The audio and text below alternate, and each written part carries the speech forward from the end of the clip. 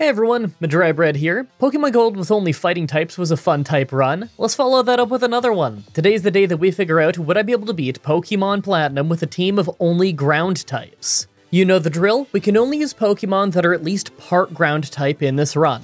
Ground is a pretty useful type overall, but considering there's a lot of strong grass and water types to contend with, we might run into a lot of problems. The nice part is that we have a lot of ground-type Pokemon to pick from in this gen, so I can get a bit creative with our team. I'm pumped to see just how much of a nightmare the grass and water gyms will be. Like always, I'm writing the script as I go through with the challenge, so all this part is being written before I've started. Everyone comment down below and guess if I can win or not. I'm sure I can win, but these type-exclusive runs are all about seeing what parts are harder than expected.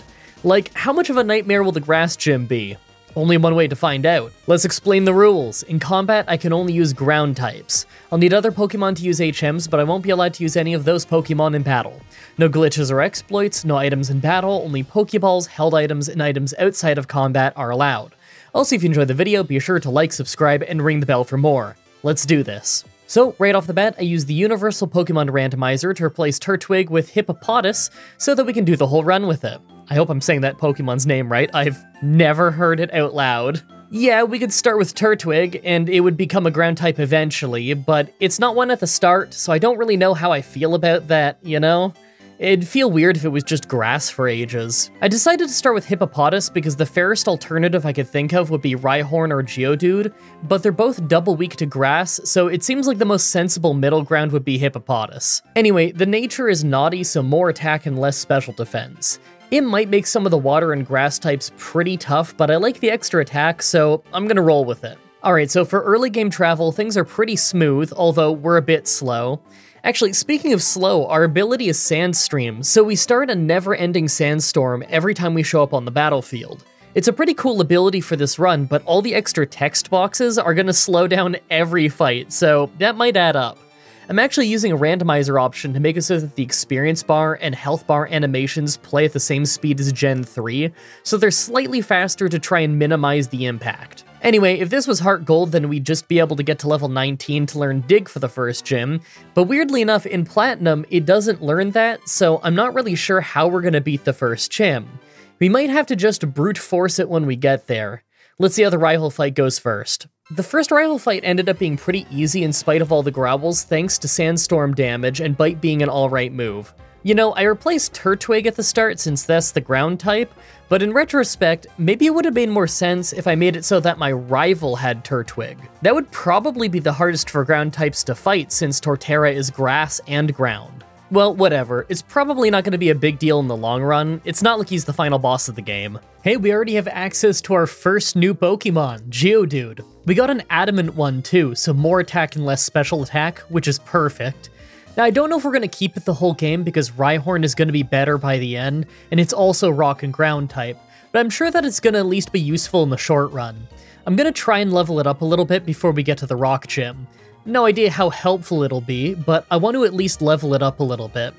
As much as it feels like it should, rock doesn't resist rock. That makes me think that Rock Throw with Geodude might be one of the better ways to win this. Then again, we could learn Rock Smash. We don't really have a great Pokemon for it, but it's better than nothing. We could even get defense drops with it. Maybe I'll put Rock Smash on Hippopotas. It doesn't learn any good moves by level up anyway. Let's give this a try. Oh, well, never mind. I kinda thought that this whole fight might be close, but the moment that Geodude hit level 15, we just totally squashed the whole gym with Magnitude like it was nothing. That was so much easier than I was expecting. Well, that means we're traveling, and I can grab the TM for Rock Tomb. I'm not sure if I'm gonna learn it right away. Maybe I'll wait until I actually need it for something, because it's not exactly a great move. We have that Commander Mars fight coming up, and I'm not really sure how that'll go. Zubat has Toxic, but it's otherwise easy, and then there's the Purugly that I'm absolutely convinced is Dark-type in just about every run, and yet it isn't. Maybe it's some kind of false memory created by some commanders using Skuntank, and that being Dark-type, mixed with Liepard also being Dark-type. I don't really have any other explanation, but I know some of you keep making that same mistake too. I've seen plenty of comments from people who also thought it was Dark-type, so I feel at least slightly less stupid. Then after that is the Forest before the Grass Gym. Man, I'm not looking forward to the Grass Gym, that's gonna be rough. I guess we'll see how it is when we get there. So the Zubat goes about how you'd expect. It didn't do tons of damage, but we got hit by Toxic, so Hippopotas is doomed. I switched to Geodude to deal with Purugly, and it went pretty great. We lucked out with a high power magnitude early, so she didn't last all that long. Alright, so we're traveling to the grass gym now, and I made sure to clear out every single trainer that I could find before I actually got there, plus a little bit of grinding in the grass. They're going to be super effective against our entire team, so I could easily see this going very poorly. We're not going to have access to any super effective moves to deal with them, so we're going to have to just win this through raw power and probably a bit of luck. Stuff like Razor Leaf could easily take us down, but maybe if we get lucky with Magnitude hitting hard, and maybe some flinches with Bite, then we could win. That said, we're slow, so who says we're even going to get a chance to make them flinch? This could be a brutal one. Well, I guess that's what I expected. Things went very badly early on against Turtwig as he used Reflect early to weaken our bites. Thanks to him using stuff like Sunny Day, a super potion, and getting a few flinches, we managed to not take a whole lot of damage and eventually actually made him faint, but next is Cherim, who instantly swept us with Grass Knot. Yeah, I don't think we're going to get a win on this for a little while. Well, I'm grinding. That's all I really can do. I don't have access to any great moves for this fight until long after it's done. Geodude can learn Flamethrower for whatever reason, but that TM isn't for quite a while. I think it's just a holdover from it being a Gen 1 Pokemon. A lot of Gen 1 Pokemon can learn really weird moves. Like, can anyone explain why Rhyhorn can learn Thunderbolt? I'll give you a minute. Just a little bit longer. Okay, I'm sure someone has paused and written an entire essay worth of headcanon on why it makes perfect sense based entirely on stuff not explained in the games, manga, or TV show. Now explain why it can also learn Ice Beam and Flamethrower. Yeah, that's what I thought. It's just Gen 1 insanity. I kinda love it though, I'm not complaining. If anything, it's gonna help us later on when we catch a Rhyhorn. Anyway, what level do you think we're gonna need to be before we can actually win this gym? I'm thinking high 20s or even maybe level 30. Hey, fun fact, for the first time in over 4 years of doing these runs, I accidentally replaced a move I wanted to keep. I replaced Magnitude with Rollout. It's alright, it's really not the end of the world. I learn Earthquake really soon anyway. It's not like I need Magnitude for the grass gym. Well, I got the team to level 27, evolved Geodude, and even with the 50% special defense bonus going on from the Sandstorm that it gives to rock types, Graveler just went down in one Magical Leaf. Oh, this is gonna be one of those fights. Okay, I'm leveling to 33 to get Earthquake, and hoping for the best. Alright, so after grinding for the better part of 2 hours, I finally got Hippopotas to evolve into Hippowdon, and you'd think that would give us an easy victory, but although we were able to sweep the first 2 members of her team, Roserade outsped and one-shot Graveler, and the only reason we were able to beat the gym was because we crit our Crunch with Hippowdon. If we didn't, it would have just been faster and two-shot us with Grass Knot. I would like to take a moment and say that Hippowdon is in the slow leveling category, and that makes this grinding absolutely brutal. Alright, well, after an insane amount of leveling I just had to do so that I could beat the grass gym, I figured that we're gonna have an easy time on the next few fights. Okay, well, maybe the next one fight. We have Commander Jupiter, and I can't imagine that's going to be too hard, but after that is the Ghost Gym, where they can burn us, and one of them has Levitate, so that could be its own nightmare. But there's no way it's going to be as difficult as the Grass Gym was. Let's just rush up there and fight Jupiter. Yeah, that's what I thought. Crunch doesn't work great on Skuntank for obvious reasons, but it's still no match for us after we leveled that much. Let's keep moving, we have new Pokemon to catch. Alright, so first I go around in the grass outside of the Wayward Cave to get our hands on a Gligar. Now, unlike in Gen 2 where this really wasn't a great Pokemon, it's pretty strong in this one. Flying and Ground is a real fun type combo, and it can evolve into an absolute beast, so I'm pretty pumped to use it. And no, it's not Poison type. I know, purple Pokemon pretty much always look like they're Poison type to me too. Ours is Docile, so neutral stat gains. Like before, it learns no moves with the same type attack bonus by level up, but at least we can teach it a few by TM, so I probably will. I figure this might be our best candidate for the Earthquake TM, I'm not totally sure on that. Plus, its ability is Sand Veil, so it's got higher evasion in Sandstorms. That's gonna combo really well with Hippowdon's ability. After that, I went in the cave to pick up Gibble, the pseudo-legendary for this game. Now that does mean that while it levels up slowly, it's also got awesome potential, so I'm not complaining. It might take a while to get it to a high enough level, but it's gonna be worth it. Ours is Jolly, so more speed and less special attack. It's not really the best nature, it's already a really fast Pokemon, so I do doubt that I'm gonna need the extra speed, but at the same time, I don't think we're teaching it any serious special moves, so I guess I don't really care if we have less special attack. I'll roll with this. Plus, it also has Sandveil, so that's 2 Pokemon on our team who will get an evasion bonus from our Sandstorms. That could be a real lifesaver in difficult fights. I don't think it's very much evasion, but it's enough that moves that already aren't 100% accurate will probably be really inaccurate. So I figure I'm just gonna slap an experience share on it early, get it some early progress, you know? Now I'm gonna grab the TM for Earthquake from the cave, then go straight after that Ghost Gym. Let's make some progress. Alright. The Ghost Gym actually ended up being really easy thanks to Hippowdon knowing Crunch. I kinda thought it would go worse because I figured we'd just get burned at the start, but we took out Duskull before that could happen, so that's actually pretty good. Honestly, if we get taken out, Gligar has Feint Attack, and that could probably have finished off the fight, so it probably wasn't that much of a problem in the first place. After that is the rival fight. Staravia went down in one Rock Throw, and second was Roselia, so I sent in Gligar. We got paralyzed early, but she couldn't hurt us very much, and Feint Attack was doing pretty good damage, so we took it out fast. I switched out to Hippowdon as Buizel came out, just to brute force it real quick with Crunch. And last was Monferno, who could hardly hurt us, so I just tackled it down, no problem, in a few hits. I figure that our level lead from the Grass Gym isn't going to keep us going for much longer, though. Hey, it's time to really improve the team. First, I go ahead and catch Rhyhorn, and the first one we caught is Adamant, so more attack and less special attack, just like the Geodude was. Now, for as weird as it is that we can teach it stuff like Ice Beam and whatever, it's got awful special attack in the first place, so I'm okay with this nature. I was kind of thinking I'll replace Graveler with this eventually since Rhyperior is just better than Golem, and they've got the same type combo, so I think that's what I'll do. Maybe not right away, but soon. While in the area, I also picked up Razor Fang to give to Gligar so it can become Gliscor the moment that it levels up at night. That'll make him a lot stronger. Then I went ahead and fished up a Barboach, so we finally have a water type. His nature is serious, so neutral stat gains.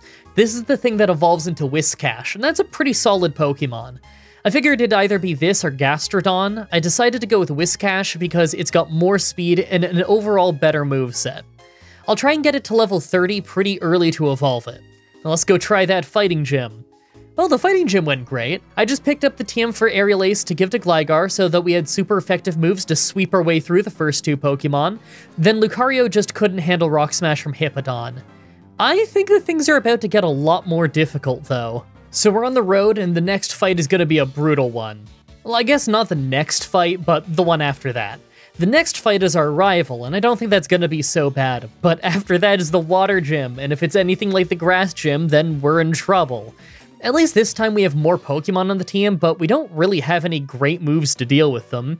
No grass moves, and although Rock is good against the Flying-type Water Onix, it'll probably outspeed us and just mess us up with Waterfall. I'm hoping that maybe between our Sandstorm and Sandveil, we might make it through with some luck for misses? It's hard to say for sure, though. Maybe I need to level up Barboach and Gabite more since water is neutral to them. I really do need to catch Rhyhorn up in levels too. This is the problem with having 6 Pokemon. Some tend to fall behind. That's just the nature of the run though. I want to keep moving, and older Pokemon games are kind of paced out for that, but they also expect you to be building a balanced team, and we obviously aren't in these challenges. So I guess it makes sense if I have to grind extra. Let's just see how things go when we get there. So this time at the rival fight, Staravia does a lot better as it uses Endeavor to take out most of Graveler's health after Rock Throw wasn't enough to finish it off. That's a pretty good use of Staravia. We took it out and Roselia came out, so I just had Hippowdon crunch it down easily and start the Sandstorm. Buizel easily went down in a couple of slashes from Gabite, and last was Monferno, so I tried using Gabite to finish it off for the experience, just to go down at the last moment, so I had to send in Gligar to finish it off. First try at the Water Gym, and I start the fight with Hippowdon so that we have a Sandstorm going the whole fight.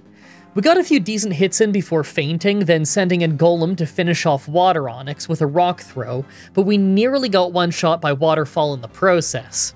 Waterfall is a physical move, so the Sandstorm can't really protect him. Second is Quagsire, and I plan to just use Explosion to take it out, but it turns out it's got the ability Damp to prevent us from blowing up, so we just fainted to his attack. That's really not good, because our whole team is doing just about no damage. Gligar did a bit of damage, so I just had him spam Sand Attack until he fainted, and then I sent in Gabite to finish him off with some hits of Dragon Rage. We were doomed as Floatzel came out though, as he totally demolished the rest of the team with Aqua Jet, Brine, and Ice Fang. He's a much higher level than most of our team, so there wasn't really anything that we could do. I'm thinking I'm gonna have to level up the team a bit and try to get Water Onix to faint without Rock Throw. That way I could possibly save Golem till the end to use Explosion on Floatzel. Assuming the special defense buff from Sandstorm keeps him from being a one-shot, that is. I'll have to wait until nighttime so that I can evolve Gligar. Maybe that'll help. One very long grind later, and we're back! This time I have Hippowdon start against Water Onix, and we did pretty great damage, but just ended up fainting near the end. But Gligar was able to finish it off with Aerial Ace before we could get hit.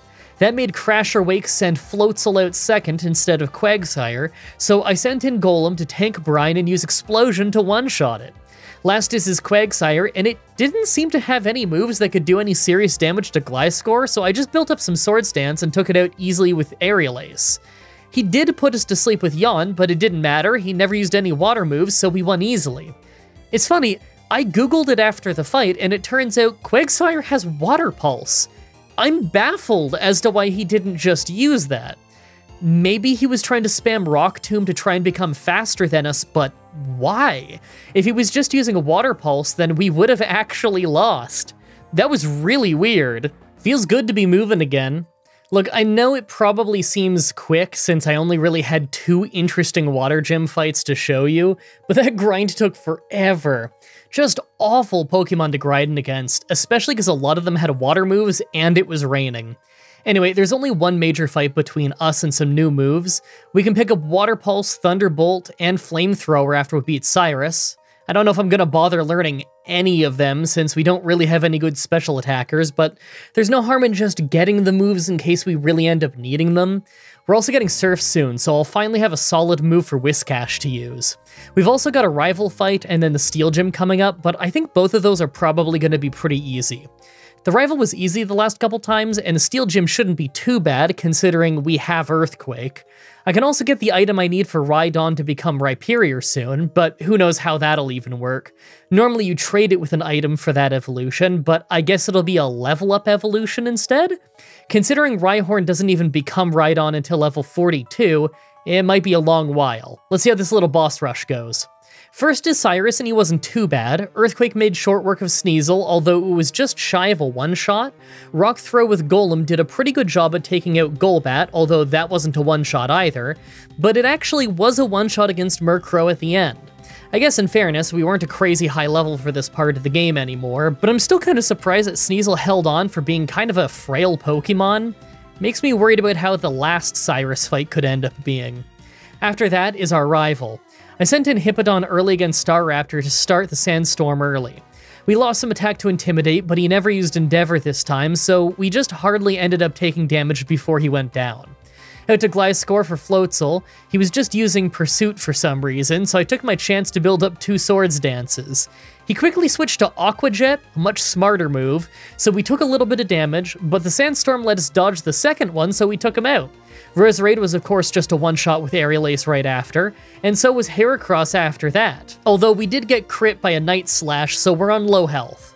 I really didn't know that Heracross was that fast. Last was Infernape, but it's also weak to flying, so although we got hit by Flame Wheel and got burned, we still just overpowered it in one hit. I forgot so much of our rival's team is weak to flying, of all things. And last for this little boss rush is the Steel Gym, but as expected, it wasn't too bad. Hippowdon was able to Earthquake her way through the whole fight no problem. I'm actually kind of surprised with how easy it was.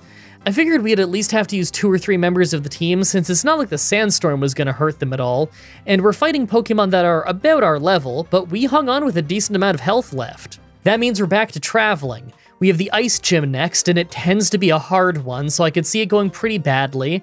They'll have plenty of moves that are super effective against our team, plus they have Abomasnow who can make it hail to override our Sandstorm.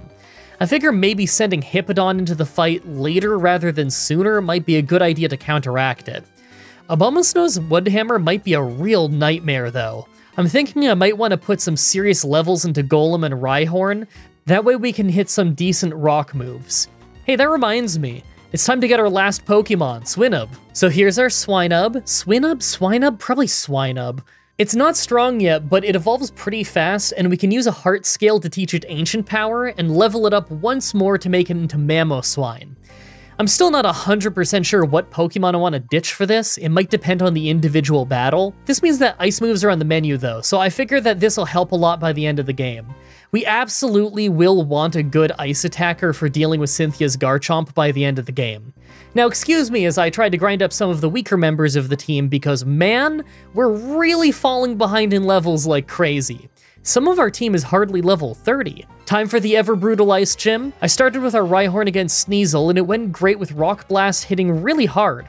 We're weak against Ice Shard, but it's a physical move, so at least our high defense helped us hold on. We fainted in the end, just thanks to missing a Rock Blast, but it's okay. Gliscor finished it off. It did get hit first to lose about half of its health though. Next up is Mamoswine to go down into one hit from Abomasnow's Grass Hammer. That was intentional though. I knew it would faint to anything that I sent out, so I sent it in just to give Abomasnow a lot of recoil damage. Next I sent in Hippodon to replace her Hail with my Sandstorm. Now we traded shots for a while and nearly took it out, but what actually ended the fight was her Grass Hammer's recoil damage making her faint at the same time she took us out. Not what I expected, but it works. As Piloswine came out, I had Gliscor hit U-turn into Whiscash, who hit a Surf for decent damage before going down. It's okay, Whiscash is underleveled anyway. Gliscor was easily able to come in and finish it off. Last is Frostlass, and I was feeling good since she didn't have the hail she normally would by now, so Blizzard actually missed. Night Slash did good damage, but she healed back up with a berry, then took us out with a second Blizzard. All I had left was Golem, but she froze us right away. It's okay, I don't think we would have won anyway. I'm gonna get some levels on the team, mostly Rhyhorn. I really want to evolve it already and see how big of a difference that makes. I think we could win if Rhyhorn is just a little stronger. Next, try an hour later, and it turns out Rhydon can become Rhyperior after just one level up while holding its evolution item, so that's great. Thanks to the massive boost in stats, we one-shot Sneasel with Rock Blast and hardly took any damage in the process. I decided to stay in against Abomasnow, and although we took pretty great damage from Avalanche, we nearly one-shot it with Rock Blast as well. If it was a 3-hit one, then maybe we would have actually one-shot it. Piloswine took decent damage, but crit to knock us out, so I had to send in Hippodon to replace Hail with Sandstorm and finish it off with Earthquake. Last was Frostlass, so I stayed in to crunch it, and we lucked out as her first Blizzard missed us. We nearly one-shot her with Crunch, but thanks to her berry, she held on. We dropped her defense, although next round she hit Blizzard. We held on with only 9 health, then we finished her off with one last Crunch. It was a bit of a long grind, but it wasn't that bad of an Ice Gym. We don't have much travel until the end of the game now. We've got the somewhat easy Cyrus fight, the double battle on the mountain, the usually really hard Cyrus fight, and then finally the Electric Gym. I figure that is smooth sailing until the last Cyrus fight. Yeah, we have a type advantage against some of his team, but I could see Weavile hitting us really hard and fast with Ice Punch. It's just a fight that tends to be brutal, and we're hardly keeping up on levels, so I wouldn't be shocked if something unexpected happens, and the fight is a lot harder than the last few. At least it's the Electric Gym after that, and we should have a pretty easy time there. Well, with it being a ground run and all. I can't remember them having any water or grass moves, so I think that one will probably go perfectly fine. Let's go take out some bosses. Second from last Cyrus fight starts pretty great as he gets a Screech in on Rhyperior, but we easily Rock Blast Sneasel down. Second is Crobat though, and I was a little bit worried, but our underleveled Mamoswine did a pretty great job using Ice Shard. It wasn't enough for a 2-shot, but that's okay. He used Supersonic and we never hit ourselves, so even with him healing himself back up with a full restore, he couldn't get enough Air Cutters in to actually finish us off. If he just used Air Cutter every turn, then he could have knocked us out. Last was Haunch Crow, and we weren't doing a ton of damage with Rock Blast, but it's okay. His best move against us was Nightshade. It did alright damage, but we still have a whole team left, so I'm sure even if we went down, we could have sent them in and still won. I'm a little bit worried though about how the last Cyrus fight is gonna go. He's much stronger in that one. The double battle on the mountain was reasonably easy, but like usual it took forever because our rival's Munchlax is totally useless. He wastes all of his time using Stockpile and Swallow instead of actually helping us in the fight. Well, we've got two Bronzors just stalling for ages with Light Screen and Reflect. It wasn't really a hard fight, but even with a full team, it took forever. Let's just hope that the Distortion World fight against Cyrus isn't a disaster. The last Cyrus fight starts with us just one-shotting Houndoom with an Earthquake from Hippowdon before we switch out to Gabite as his Water Onix comes out. We get one shot by Ice Fang, but that's okay. That was just to get him to waste Intimidate on something that was underleveled. I sent Hippowdon back in to start using Crunch, but we got taken out pretty quickly, so we didn't even get him to half health. Next I sent in Gliscor to try and take him out. We got lucky early on as Ice Fang missed thanks to the Sandstorm, but then used a full restore. We managed to take him back down to yellow health, we got frozen, then instantly thawed to hit him again. But then even Gliscor got taken out. This is rough. Out to Whiscash, who finally finishes him off, but only after we lost half of our health to Waterfall. Out to Rhyperior to easily take out Honchkrow with a single Rock Slide after taking a little bit of damage, and second from last was his Weavile. He hits us with Fake Out to flinch us and did decent damage with an Ice Punch after, but we one-shot him in return. Last is Crobat, but it was doing almost nothing, so we just used Rock Slide a little bit to take it down. I just can't get over how insane that Water Onix fight was. Last was the Electric Gym, and it turns out that I actually forgot that they do have Ice Fang. The fight was still super easy, though. They weren't able to take out Hippowdon the entire fight. It was actually crazy seeing how close we came to another one-shot on Luxray with Earthquake. I think the Sandstorm was leaving him with less than 10 health. Overall, easy fight. Alright, well, we're in the last bit of travel before the end of the game. We have a rival fight that tends to be pretty hard, then the Elite Four. Well, the rival fights this run have gone pretty well, so I figure that this next one will too, and I'm not that worried about Bug Trainer Aaron. Gliscor with Aerial Ace has been really awesome, so I think he'll do a good job there. I really don't know how the Ground Trainer Bertha is gonna go, but maybe Whiscash and Mamoswine will help give us the advantage. Flynn should be pretty easy, but I figure that the Psychic Trainer Lucian and the Pokemon Champion Cynthius... I spelled that very, very wrong. The Pokemon Champion Cynthius are both going to be pretty hard. They're just both pretty tough, and although we have Crunch and Night Slash for Lucian, I think that alone is not going to be enough to get us the win. Let's just take out our rival, and then take a look at our stats, and just see how likely a win is.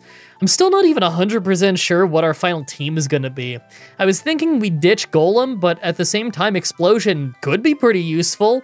I'm really not sure yet. Time for the rival. Right away, Staraptor ruins his own defense with close combat, letting Rhyperior one-shot it with a Rock Slide. I switched to Gliscor to hit Roserade with Aerial Ace, and it did great damage, but we ended up getting put to sleep and almost taken out with a couple of Giga Drains before we could actually finish it off. We have no great answer for Floatzel, so I sent in Whiscash and actually did quite well with a couple of Earthquakes as it kept crunching us. We lost a good amount of health, but we took it out pretty fast. Heracross was of course a one-shot with Gliscor's Aerial Ace, and second from last was Snorlax, so I just had Rhyperior use Hammer Arm. It wasn't a one-shot, but his Earthquake didn't do much to us. Then he put himself to sleep with rest, so we just took him out before he could wake up. Last was his Infernape, but of course it couldn't handle Earthquake, so we just got another win at the rival. Now that we're at the Elite Four, let's take a look at our team. Well, I'm pretty happy with our team overall, but our levels are really low on some of these guys. I mean, Cynthia's team is high level 50s and low 60s, but our team is just 40s across the board. I figure our team is going to have to be at least in the mid-50s before we stand a chance, but there's no harm in at least trying the Elite Four before then. I might be overconfident, but I think that the first 3 members of the Elite Four could go pretty well. I did a pretty big grind before the rival fight to help catch up our levels, but we're still behind. Aaron and Flint are probably going to be easy though, maybe even Bertha?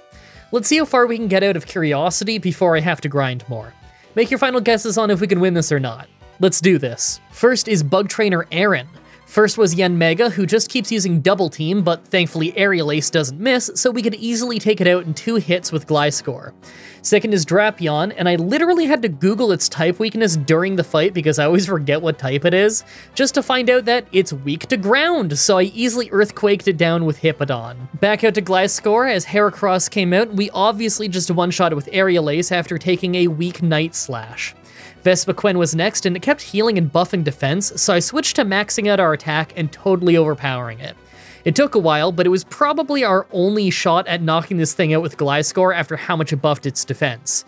That left us with crazy high attack, so we could just one-shot Sizzle right after for the win. Second is Ground Trainer Bertha. First was a Whiscash mirror match, so I just kept spamming Earthquake. She wasted her first turn with Sandstorm though, so we easily took it out after it only did about a third of our health and damage. Out to Mamoswine to deal with her Gliscor, and although we took a huge Earthquake, we one-shot it with a critical Ice Beam. Honestly, that probably did not need to be a crit. Golem was next, so I sent Whiscash back in. We got unlucky, and the first Surf wasn't a one-shot, so we got dropped to really low health. But as she healed back up with a full restore, we just one-shot her with the next Surf. Second from last was her Hippowdon, and she used Yawn on Rhyperior, so I switched Pokemon just for her to use Yawn. That's when I remembered that the AI sometimes cheats in Gen 4 and can read what you're gonna do before you do it, because she magically knew to use Yawn every single time I switched. And I switched a lot, waiting for her to do something different. Eventually, I settled on Whiscash just to use Rest, but we still went down before we got to wake up. I had to send in my own Hippowdon just to trade Earthquakes. We won, but we fell asleep in the process. Last is her Rhyperior, and this thing is an absolute beast. Over the course of an entire 2 minutes, it just one by one totally demolished our team. The worst part is that it has an ability where super effective moves are weaker than normal, so despite having the type advantage on plenty of our Pokemon, we weren't doing all that much. I wish that Whiscash was still alive because at least Surf's double type advantage would be pretty strong, but it had already fainted earlier. What a brutal loss. That means I'm grinding more. As much as I'd love to use rare candies to speed things up, some of the team still doesn't have full effort values. I actually have a lot of money, so I can just use vitamins to check, but obviously we don't have enough money to totally replace grinding with vitamins. I think what I'll do is grind the team to level 50 each. They'll still be quite a bit stronger than us, but just getting to 50 will help our lower leveled Pokemon catch up and be more useful. I'm pretty confident that by level 50, we'd at least be able to beat Bertha and Flint. Who knows, maybe even Lucian. I doubt it's enough for Cynthia, but it never hurts to try. Let's at least try and max out our effort values. Okay, many levels and many tries later. This time Rhyperior does a pretty solid job of two-shotting Whiscash as we lose about half of our health in the process. Their Hippowdon still makes us sleep, but we've got some damage in with Rhyperior first. We still fell asleep and just got finished off, but at least we got her to use her healing item early. Mamoswine hit for massive damage with Ice Beam, lost half of its health to Earthquake, then finished it off. I stayed in with Gliscor, nearly fainted, but of course scored a one-shot with Ice Beam. For his Golem, we just switched straight to Whiscash for that double type advantage to get a one-shot with Surf, and last was her Rhyperior, who we actually also one-shot with Surf. That went much better. Third is Fire Trainer Flint. As expected, he was super easy. We literally just swept his entire team with Earthquake between Hippowdon and Garchomp. No issues at all. Feels good to have an easy fight. Fourth is Psychic Trainer Lucian. Right away, we got a one-shot on Mr. Mime with Garchomp's Crunch, but second was Espeon, and we couldn't quite one-shot it, so we took a big hit from Psychic before we could take it out. I sent in Gliscor next to deal with Bronzong. I started with Swords Dance as he was buffing himself with Calm Mind, and although we did hit a pretty hard Night Slash, we got two-shot. I tried to finish him off with Whiscash, but we actually ended up only dropping him into red health before he took us out, so naturally, it used a full restore the second we sent in Hippowdon. We really weren't hitting hard at all with Crunch, and it started using Calm Mind even more, so its Psychic nearly one-shot us. We got him back to red health, but he took out Hippowdon. We had to send in Garchomp to finish it off, but it wasn't looking good. As Alakazam came out, it outsped Garchomp to finish us off, so I had to send in Rhyperior. We tanked an Energy Ball, then used Earthquake to one-shot it. Last was Gallade, but of course we couldn't finish it off. It was too fast and strong, so Rhyperior got finished off, and Mamoswine just got taken out fast with a couple of hits. You know what? I think we stand a chance. I just have to switch things up and keep trying. A few tries later, Mr. Mime is still just a one-shot, and this time Espeon takes slightly longer just because of a full restore, but that's fine. I'd rather Lucian use those early rather than on stuff like Bronzong. Speaking of, I switched straight to Hippowdon for Bronzong and go straight for Crunch, but this time, we kept getting defense drops. He also used Psychic early, then switched to Calm Mind, so we saved a little bit on health. Thanks to the defense drops and him using full restore early, we just hardly held on and finished him off. This is already going much better. Out to Rhyperior to Earthquake down Alakazam, same as before, and last is Gallade. I tried Whiscash, but it turns out he's got Leaf Blade, so we just got one shot, so next up is Garchomp. We outsped him, hit a huge Earthquake, but he healed with a Berry. Leaf Blade wasn't doing a ton to us, so we got another Earthquake in. We nearly fainted to the next Leaf Blade, but the Sandstorm actually finished him off. Awesome ending. Finally, the Pokemon champion Cynthia. Right away, Spiritomb has no weakness, so we just have to overpower it with a few Stone Edges from Rhyperior, as it gets us with a Dark Pulse for about half of our health. Out to Gliscor to deal with Roserade, and although we take big damage early, we crit to one-shot it in return. That's when everything goes downhill. One by one over the course of almost 3 minutes, we throw our entire team at Melodic just to get totally destroyed. None of our moves do much damage, and her surfs are just brutal. The worst part is, we got it incredibly close to fainting by the time that we ran out of Pokemon. One more turn and the Sandstorm would have taken her out. It's obvious we're way too weak. Let's get the team up to 55 and try some more. Level 55 and many tries later. This time for Spiritomb, I take it out with Garchomp instead, and actually end up with a good amount of our health left. That made her send out her Garchomp, so we sent in Mamoswine to tank a Flamethrower and one-shot her with Ice Beam. That's great. This is exactly why we need an Ice type. Next is her Lucario, so I sent in Hippowdon to start Sandstorm and nearly one-shot her with Earthquake, as we lost a ton of health to Aurasphere. She healed up, we nearly took her out with another Earthquake, but then she switched to Togekiss, so we missed that Earthquake. We got a crunch in on Togekiss, as it took us to 1 health, then we got a Sand Attack in right before we fainted. I sent in Rhyperior to survive a Water Pulse and finish it off with Stone Edge, but we lost a lot of health in the process. Next is Roserade, so I sent in Gliscor, and we actually only brought it to a sliver. I'm happy that Sandstorm finished it off, because we would have fainted if we took another hit. I still have no great answer from Melodic, so I sent in Whiscash to hit some pretty weak Earthquakes before going down. I got it to lowish health, but she just used a full restore, so we had to Earthquake one last time before obviously being finished off. Thankfully, the Sandstorm damage really built up, so Garchomp was able to finish her off with an Earthquake. Last was her already nearly dead Lucario, so we just Earthquaked it once to finish it off and win this super long run. Man, that one was back and forth. The easy parts were really easy, and the hard parts were really hard. I had a fun time, though. It was cool getting to use loads of Pokemon that I never really get to normally use, and it's crazy that we had 2 different trait evolutions, and we still had to be such a high level to win. It's a shame that we didn't have more type variety, but, you know, that's the nature of the beast with type-exclusive runs. I hope you guys like that run. The next Pokemon Challenge will be up next week on Saturday, like usual, with Pokemon Fire Red with 1 Wingull. I'm looking forward to your suggestions in the comments, in the challenge request section of my Discord channel, and on Twitter. Subscribe, ring the bell, stay tuned. Now, I wish I could give you guys a bunch of medical updates, but I don't really have much. I don't think I had my other little bit of dental surgery the last time we talked, so I'll tell you that real quick.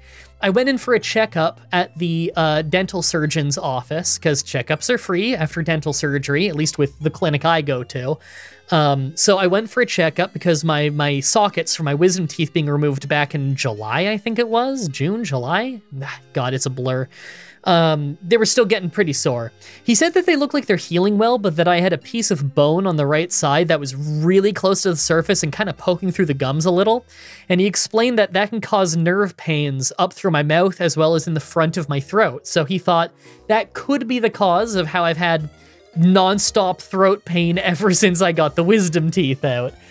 So he started shaving that down a little bit. The way they do that is crazy, by the way. They just use like a metal stick. So he started hacking away at it a little bit, no anesthetic or anything. And he's like, it's probably kind of tender, isn't it? And I was like, a little bit. He's like, do you want some topical cream or some freezing? And I was like, freezing, is that like the needle? And he's like, yeah. And I was like, oh yeah, just do the needle. He laughs and he's like, I wish all my patients were like this. You barely feel the needle, especially if it's just like you know, for like a socket kind of thing. Like, that's so surface level. At least when you get the teeth taken out, they got to give you 4 needles and they go all the way up into the roof of the mouth so you feel it hit bone. That's more uncomfortable, but it's still not really painful, you know? It's the few times where they say it'll feel like a little pinch, and it literally does just feel like a tiny little pinch. It's nothing. So he did that. He shaved away my mouth a little bit, and he said, I'm 80% happy with this. And I said, what does that mean? And he said, well, I'm 80% sure that this is going to heal up fine and your pains are going to go away, but I'm 20% sure that we need to cut you open a little bit more and remove more bone to actually fix the problem. So what do you want to do? And I said, well, if you're 80% sure, then how about, like, we leave it, we do the checkup in another 2 weeks. If it heals up, it heals up. If it doesn't heal up, then we, you know, do a more serious surgery for this. He said that sounds good, because he said that the recovery for if he needs to cut me open is going to be more or less the exact same as the recovery from actually having the wisdom teeth out, which was not bad at all. It's just top row wisdom teeth. The recovery's pretty good for that, but I work with my voice for a living, so I said, you know, I don't want to do the whole incision thing on the fly right now. I want to make sure I've got food prepared for that, because, like, I talk for a living. I don't want my mouth all messed up, and, you know, I still need to do a voiceover that week and everything. And he said, you're the second guy this week who works doing voiceovers. I can go years without talking to 2 people with the same profession, and I get 2 people who do voiceovers for a living. So that was kind of funny. Other than that, no real updates for health stuff.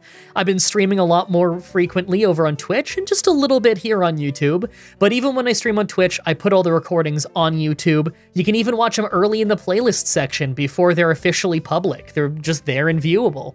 So, yeah, I'm going to be streaming a lot more. I've got Poke Rogue loaded up. I want to try that game. I'm going to try that on stream. Someone took the name Mah-Dry-Bread on Poke Rogue. So I had to be, what did I name myself? I think it's Big League MDB. Like in one of the Let's Plays. Was it Pokemon Mystery Dungeon, or was it Pokemon X and Y where I was Big League MDB? I think it was Pokemon X. Or Pokemon Y? I think I did Pokemon Y. I forget which one now. It was a while ago.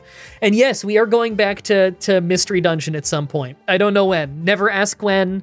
Never ever ask when, because I will never know the answer to when on literally any video idea, trust me. You can ask if, but if the last time I said if was yes, then the answer has not changed, trust me. That means if you were just about to ask when I'm doing Pokemon Stadium 2, or if I was going to do Pokemon Stadium 2, don't ask, because you know the answer. Because the only reason you'd be asking is if you watched the Let's Play of Pokemon Stadium 1. And in that Let's Play, I said I'm doing Pokemon Stadium 2, so you know it will happen. That's an MDB promise right there. That's as good as set in stone, except for stone erodes. I was going to say I don't erode. My throat's actually in awful shape right now, and the health problems. Okay, I erode a little bit, but the Let's Play is still on. It'll happen when it happens. Thank you everybody so much for watching, and until next time, have a nice day.